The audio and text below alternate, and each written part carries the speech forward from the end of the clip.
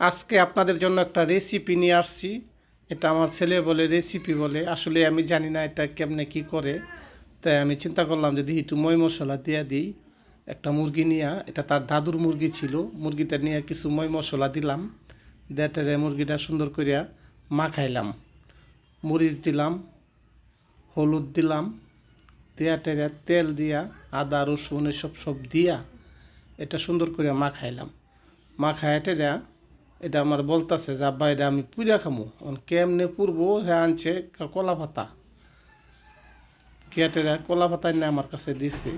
এটা মাখায়া কলা পাতার ভিতরে ভইরা সুন্দর করিয়া উপরে মাটি দিয়ে দিলাম, প্যাক মাটি যারা বলে প্যাক মাটি দিয়ে পুষ্করির পাত্রে প্যাক মাটি এনে দিচ্ছে। এটা সুন্দর করে ভরলাম, বইরা টেরা এটা পুইরা আগুন দিয়ে পুড়ছি, পুইরা যে নিয়ে দিছি, খুলতাছে। দেখেন আপনারা রেসিপি। এটা হলো আনাম একটা দেশি মুরগি, তার দাদুর পালা মুরগি ছিল, মুরগি ডাইনা দিছি যে তুই নে খা, রেসিপি কেমনে খাবি আমি তো জানি না।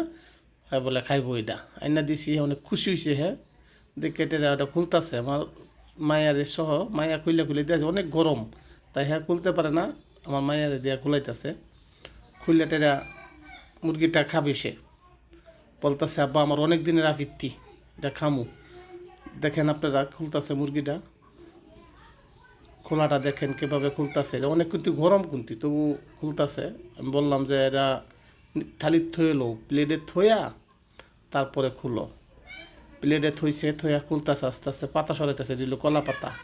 দেখেন আসলে রেসিপিটা অনেক সুন্দর হয়েছে, খেতেও অনেক সুস্বাদু, সিদ্ধ হয়ে গেছে। দেশি মুরগি অনেক শক্ত তবু সিদ্ধ হয়ে গেছে, দেখতে অনেক সুন্দর হয়েছে। অসাধারণ ভাই, আসলেই মুরগি এত সিদ্ধ হয়েছে। দেশি মুরগি তো এমনি শক্ত থাকে, আর মুরুকের বাচ্চা এটা দিছি, দেশি মুরগি এমনি শক্ত, একেবারে তোলার মতো নরম হয়ে গেছে। বাপুরাসটা বললাম একটু খেয়ে দেখাও, হ্যাঁ বলতেছে যে দেখে আমি আব্বা একটু খাইয়ে দেখাই।